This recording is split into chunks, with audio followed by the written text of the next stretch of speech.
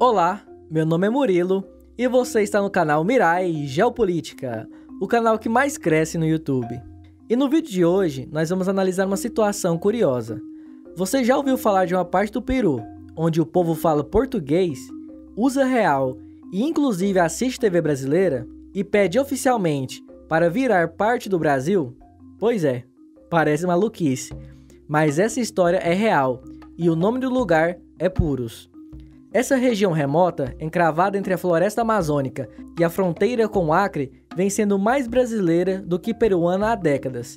E por quê? Porque o Estado peruano nunca chegou de verdade lá, onde o governo some, o povo se vira com o que tem ou com quem chega lá, e quem chegou foi o Brasil.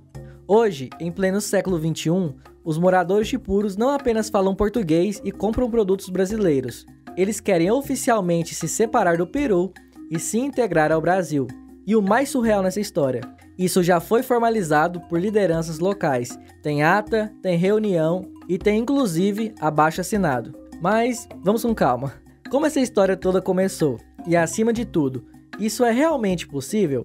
A gente vai mergulhar agora no caso da região que pediu para virar parte do Brasil e te mostrar porque isso é muito mais do que um mero capricho de fronteira. Vamos analisar. Purus é o tipo de lugar que parece uma falha no mapa. Oficialmente, é uma província da região de Ucayali, no sudeste do Peru.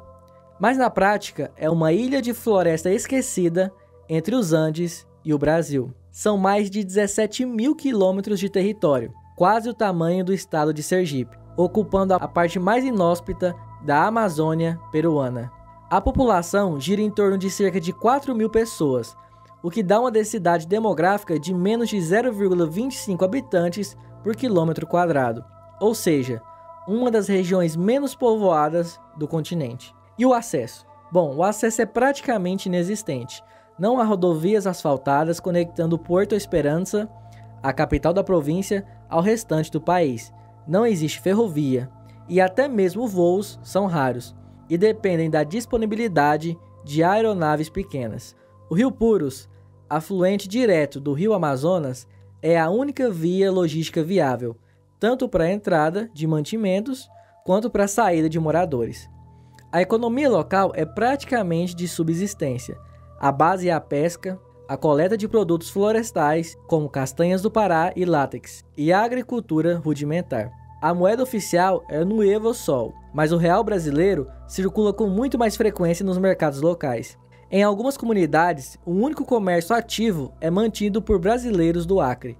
O combustível, os medicamentos e até o açúcar vêm do outro lado da fronteira. O território também abriga diversas terras indígenas, como a etnia Axaninca, que transita entre Brasil e Peru há gerações. Purus mantém um contato com o estado peruano quase inexistente. Já com o Brasil, é cotidiano, especialmente com a cidade de Santa Rosa do Purus, que fica localizada no Acre, a menos de 100 quilômetros dali.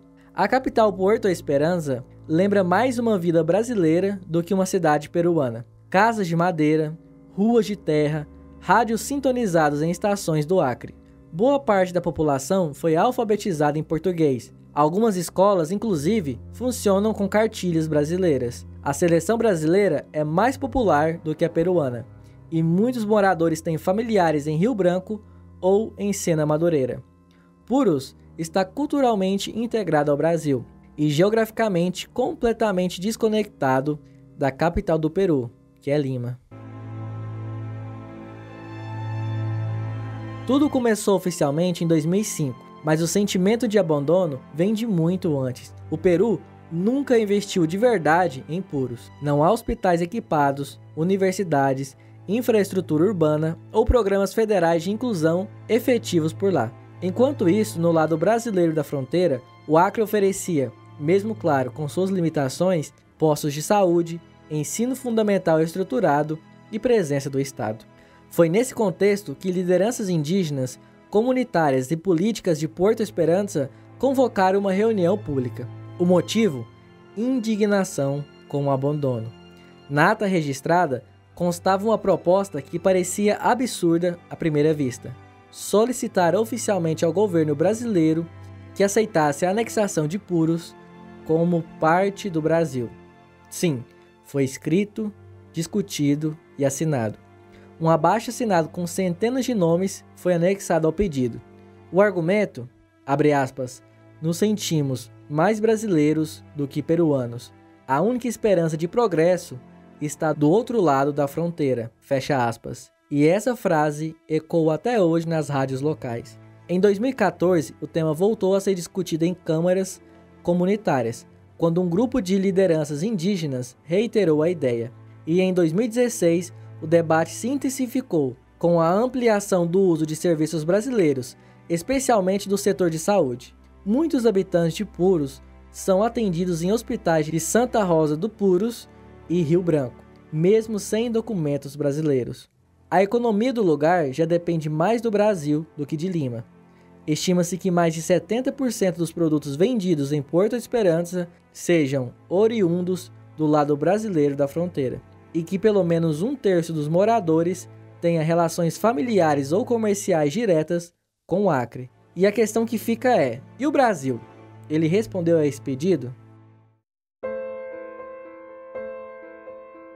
Bom, a verdade é a seguinte, nem o Peru, nem o Brasil quiseram tocar no assunto. O governo peruano emitiu apenas notas formais, reafirmando sua soberania, mas sem qualquer plano de desenvolvimento. Puros segue como a província com o menor PIB da região de Ucayali, com indicadores de pobreza acima de 60%, segundo dados do INEI, o Instituto Nacional de Estatística do Peru. O índice de analfabetismo passa de 20% em algumas aldeias, e o acesso ao saneamento básico não atinge nem 30% da população local.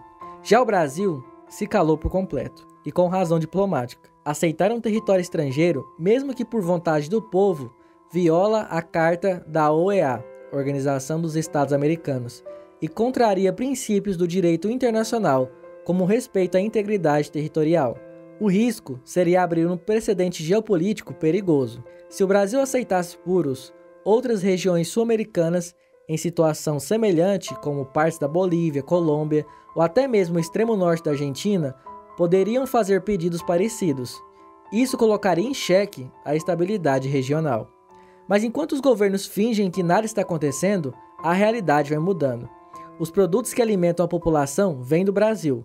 Os aplicativos de celular são baixados em português. A língua mais ouvida nas escolas é o português. E em muitas rádios locais toca mais sertanejo que cumbia peruana. A pergunta é, isso poderia realmente acontecer? Poderia o Brasil anexar uma parte do Peru só porque o povo quer?